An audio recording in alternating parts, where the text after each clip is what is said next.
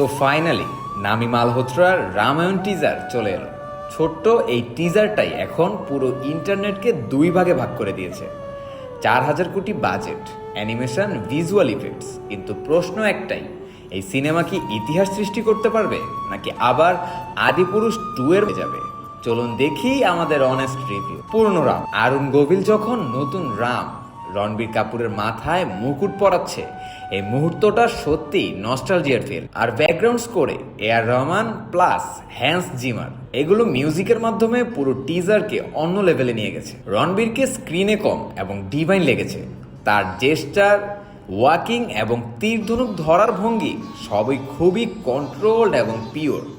বনবাসের মোমেন্টে যখন রামের ডাক আসে এবং তিনি পেছনে তাকান, একদম সাইলেন্ট কিন্তু ইমোশনাল, শক্তিশালী। কিছু ভিজুয়াল একদম স্টানিং, ওয়েলপেপার লেভেলের।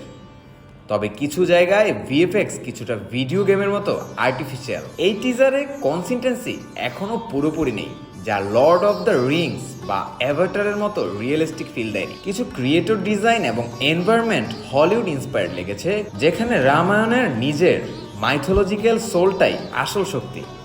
যেহেতু এখানে কোনো ডায়লগ ছিল না, তাই ফাইনাল জাজমেন্ট এখন দেওয়া ঠিক হবে না। মুভিতে যদি রাইটিং এবং ডায়লগ স্ট্রং থাকে, তাহলে ভিজুয়াল ফ্লোসও সহজে ওভারশ্যাডো হবে। সব মিলিয়ে ইমোশন, মিউজিক, পারফরম্যান্স, এটি একটি বড় অ্যাটেম্পট। প্রশ্নটা এখন শুধুই, নামি মালহোত্রার রামায়ণ কি সত্যি ম্যাজিক ক্রিয়েট করতে পারবে নাকি এক্সপেকটেশনের চাপেই হারিয়ে যাবে? আপনারা কি মনে করেন রামায়ণ একটি নতুন ইতিহাস তৈরি করতে পারবে? কমেন্টে জানাতে ভুলবেন না। আর হ্যাঁ, এমন ভিডিও পেতে সাবস্ক্রাইব করুন এফবিএন এন্টারটেনমেন্ট।